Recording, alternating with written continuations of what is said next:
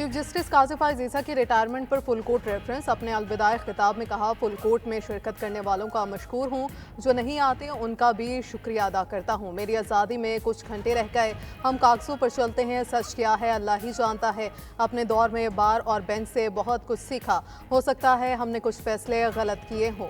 Cost list बनाने में कभी मुदाखलत नहीं की। मेरी ज़िंदगी में वेटो पावर मेरी अहलियत की हासिल करता है। नामजद चीफ जस्टिस याहिया अफरीदी समेत सुप्रीम कोर्ट के जजेस की शिरकत। सुप्रीम कोर्ट के वकला, अदालती अमला और सहाफ़ी भी मौजूद। Justice Munib Akhtar, justice Ayesha Malik, justice Malik Shahzad और जस्टिस अतर मिनहला ने फुल कोर्ट में शिरकत नहीं की।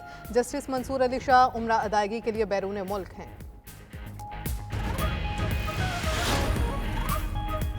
चीफ जस्टिस के जाने पर रंजीदा हूँ, कासिफ ईसा की कमी महसूस करेंगे। नामजद चीफ जस्टिस याहिया अफरीदी का फुल कोर्ट रेफरेंस से खिताब। कहा, चीफ जस्टिस कासिफ ईसा को बेहतरीन इंसान पाया, उन्होंने हमेशा एक मुस्कुराहट के साथ अहम केसेस की समाअत की। चीफ जस्टिस कासिफ ईसा से बहुत कुछ सीखा, वो अच्छा दौर गुजरा। चीफ जस्टिस के साथ बेंच में कई बार इख्तलाफ किया, मगर उन्होंने हमेशा खुले दिल से मेरा मौक़िफ़ सुना।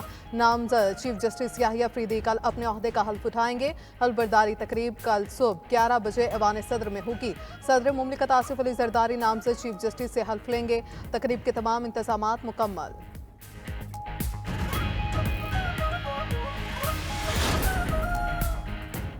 जस्टिस कासिफ ईसा ने अदलिया में बैरूनी मुदाखलत के दरवाजे खोले, अदलिया को कमज़ोर करने और अपने कवानीन बनाने को मुनासिब ग्राउंड दिया। जस्टिस मंसूर अली शाह ने रजिस्ट्रार सुप्रीम कोर्ट को एक और ख़त लिख दिया। ख़त में कहा, चीफ जस्टिस कासिफ ईसा के एजाज़ में रेफरेंस में शिरकत नहीं करूँगा। चीफ जस्टिस का काम अदलिया का दिफा करना है। चीफ जस्टिस का बुनियादी फ़र्ज़ शहरियों के हकूक़ का तहफ़्फ़ुज़ करना और सबको इंसाफ फराहम करना है।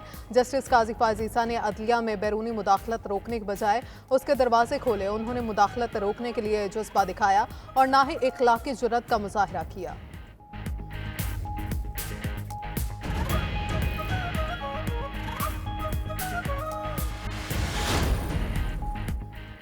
जस्टिस याहिया अफरीदी को हमने नहीं समझ सके, उनका लेवल हमसे ऊपर है। चीफ जस्टिस कासिफ ईसा का अपने एहसास में अलविदाई इशाइये से खिताब। कहा, हम एक टॉक शो में देखा कि कहा जा रहा था चीफ जस्टिस से ये फैसला दें, फलां जज ये फैसला देगा।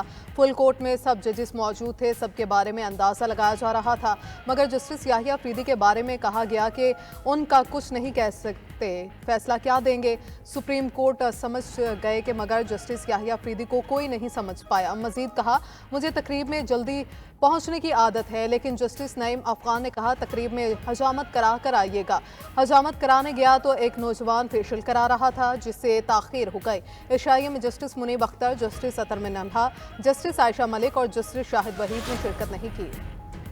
पाकिस्तान स्टॉक मार्केट में तारीख रकम 100 इंडेक्स 90,000 की सतह अबूर कर गया। इंडेक्स में 1100 पॉइंट्स का इजाफा रिकॉर्ड। 100 इंडेक्स पहली बार 90,000 पॉइंट्स की सतह अबूर कर गई। गुज़श्ता रोज़ में स्टॉक मार्केट में 1,751 पॉइंट्स का इजाफा हुआ। मार्केट 88,945 की सतह पर बंद हुई।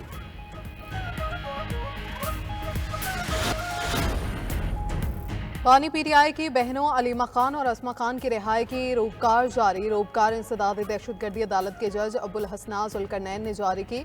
पीटीआई वकला पर रिहाई का परवाना लेकर जुडिशल कॉम्प्लेक्स के जेल रवाना।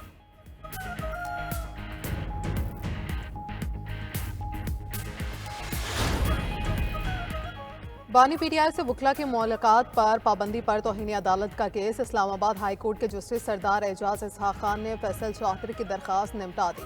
दौरान समाअत वकील फैसल चौधरी ने कहा, जेल में बानी पीटीआई के बुनियादी हकूक़ की खिलाफ वर्जी की जा रही है। जस्टिस सरदार एजाज इसहाक खान, आप इसके लिए अलग दरख्वास्त दायर करें, मैं इस केस के स्कोप से बाहर नहीं जाऊंगा। एडवोकेट जनरल ने अदालत को आगाह किया कि 3 वकला की बानी पीटीआई से 1 घंटे से जायद की मुलाकात कराई। बानी पीटीआई से वकला की मुलाकातों के अदालती हुक्म पर अमल दरामद कराया जाएगा।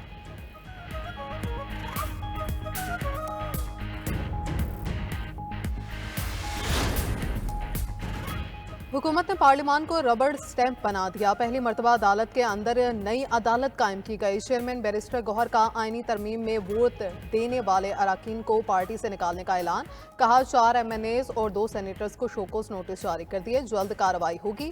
बुशरा बीबी की रिहाई किसी डील का हिस्सा नहीं। तोशाखाना केस में बानी PTI पर केस झूठा है। ऑपोजिशन लीडर उमर अयूब ने सरगोदा में मीडिया से गुफ्तगू में कहा आसिफ जरदारी और नवाज शरीफ ने तोशाखाना की गाड़ियां बेची, उन्हें जेल में होना चाहिए। बानी के हुक्म पर मौलाना फजलुर रहमान से मुज़ाकरात जारी रखेंगे।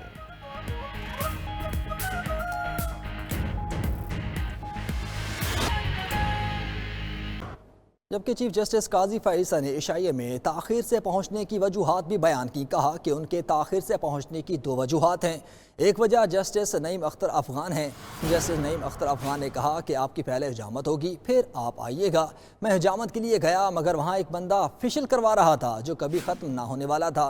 इन 2 बातों की वजह से ताख़ीर से पहुँचा हूँ। तो गुज़श्ता रोज़ इशाइये में ताख़ीर से पहुँचे और उनकी जानिब से 2 वजूहात बयान की गई। कहा कि जस्टिस अख्तर अफ़गान की जानिब से मुझे कहा गया था कि पहले आपकी हिजामत होगी, उसके बाद आप इशाइये में जाएंगे। जब वहाँ पर पहुँचा तो एक ऑलरेडी बंदा वहाँ पर मौजूद था जो कि फिशल करवा रहा था, जिसकी वजह से मैं ताख़ीर से पहुँचा हूँ।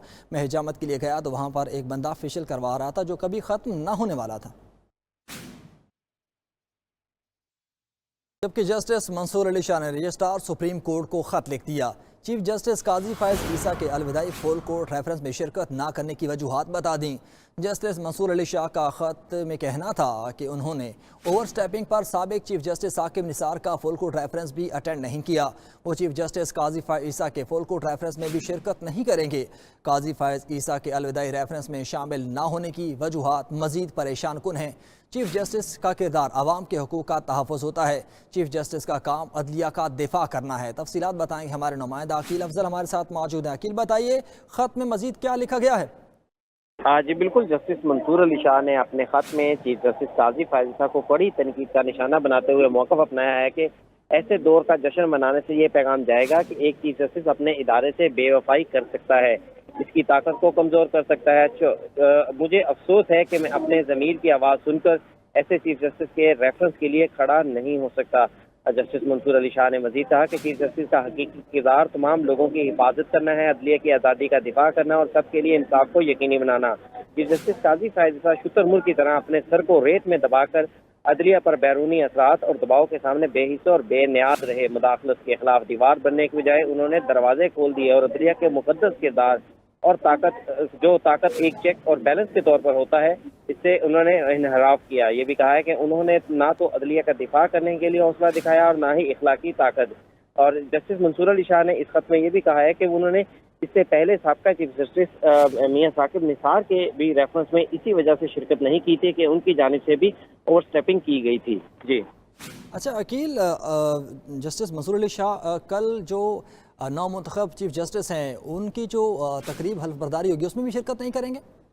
जी बिल्कुल, जस्टिस मंसूर अली शाह कल बैरून मुल्क उम्रे के लिए रवाना हो गए थे सऊदी अरब और अब उनकी जानिब से जो है वो 1 नवंबर को वापसी होगी, तो इसलिए वो कल के हल्फ बर्दारी में भी शिरकत नहीं करेंगे। जी अच्छा अकील, पिछले 2 से 4 रोज़ में चीफ जस्टिस मंसूर अली शाह साहब की जानिब से 1-2 ख़त लिखे गए, उन खतूत और इनमें कोई मुवासलत है?